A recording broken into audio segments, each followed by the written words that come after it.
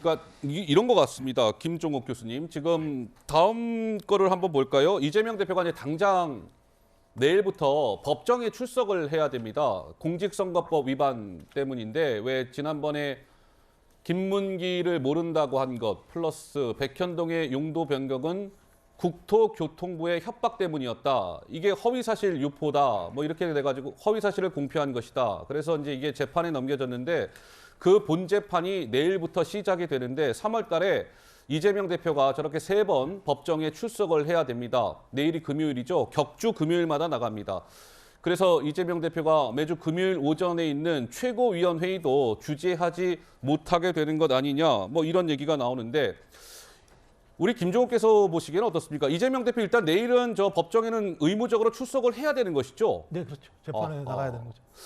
그러면 이제 뭐 어떻게 봅니까? 그 법정 리스크라고 봐야 될까요? 어떻습니까? 근데 과거에 저런 사례도 있었고요. 예. 이재명 당대표 같은 경우 과거 경기지사 시절에 있을 때 경기지사를 하면서 재판에 계속 나가서 실제로 결론적으로 무죄가 나왔던 측면들이 있죠. 뭐 어떻게 될지 알 수는 없습니다만 예.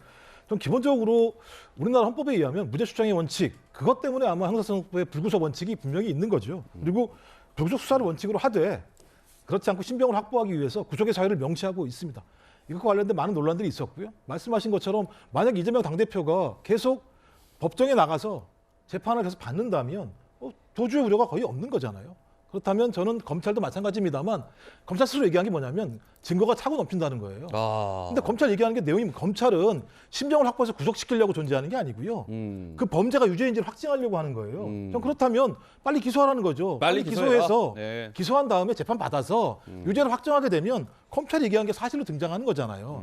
전 그래서 지금 상황에서 이 문제와 관련해서 체포영장을 다시 청구하는 방식을 얘기한다는 건 또다시 정치영장이라고 하는 의혹에서 벗어날 수 없는 측면이 분명히 있기 때문에 예. 전 불구속 수사 원칙 속에서 재판을 통해서 유무죄를 확정한 게 맞다라는 거 하나하고 예. 검찰 스스로도요. 제일 중요한 문제는 이 배임죄와 관련해서 428억 문제예요. 그러니까 적어도 예를 들면 428억이라고 하는 부분들을 대장동 사업을 통해서 이재명 당대표와 정진상, 김용 이 세 사람이 428억을 얻었다라고 하는 것들이 가장 중요한 논점이었는데 이거 예를 들면 체포영장에 못 담았습니다. 만약에 이렇다면 예. 영장 자체가 매우 허술하다는 것을 보여줄 수밖에 없기 때문에 제발 좀 검찰도 마찬가지입니다. 다음번 영장을 청구할 때는 이 부분과 예. 관련해서 기소할 때는요. 좀 명확하게 국민이 봐도 가능할 만한 내용들을 증거들을 좀 적시했으면 좋겠습니다. 그런데 서정호 변호사님 저게요. 내일부터 이제 이재명 대표가 재판을 받게 되는 허위사실 공표 저 부분이 선거법 위반이잖아요. 공직선거법. 근데 저게 이재명 대표 이 개인으로 보면 저 굉장히 중요한 재판입니다. 왜냐하면 저게 대법원에서 벌금 100만 원 이상이 확정이 되면은요. 자, 이재명 대표 다음 대선에 출마 못합니다. 또 있습니다. 의원직 배지 떨어집니다. 또 있습니다. 민주당이 400억 이상 받았던 그 선거 보전금 있잖아요. 그거 다 뱉어내야 되거든요. 이거 굉장히 이재명 대표 입장에서는 중요한 재판 아니겠습니까? 거기다 또 있죠. 뭐가 또 이게 있습니까? 당대표직도 무효가 됩니다. 그건 물론 그렇겠죠. 그러니까 예. 의원 배지도 날아가고 그다음에 당원 자격이 없기 때문에 당대표직도 못하고 그다음에 434억 다시 국고로 환수가 되고요.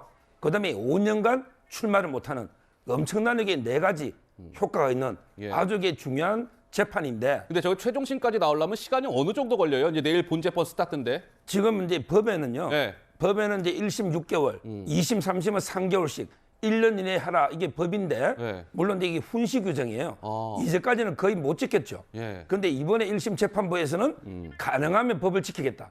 이렇게 천명을 했습니다. 그래요. 그게 맞죠.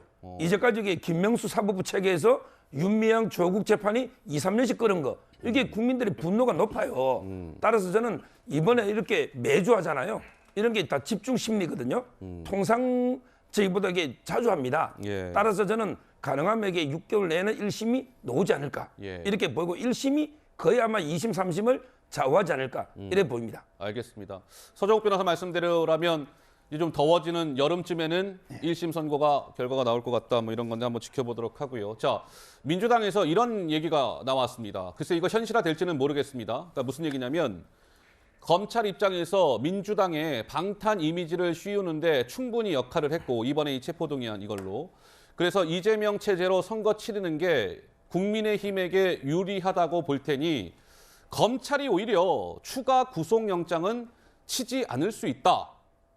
뭐 이런 얘기가 나왔는데 다음 추가 구속영장이라면 백현동 플러스 쌍방울 대북송금 이 건이 될 것 같은데 어쨌든 비명계에서는 저런 목소리까지 나왔습니다. 한번 지켜보도록 하면서 저희가 준비한 세 번째 주제로 넘어가겠습니다. 만나보시죠.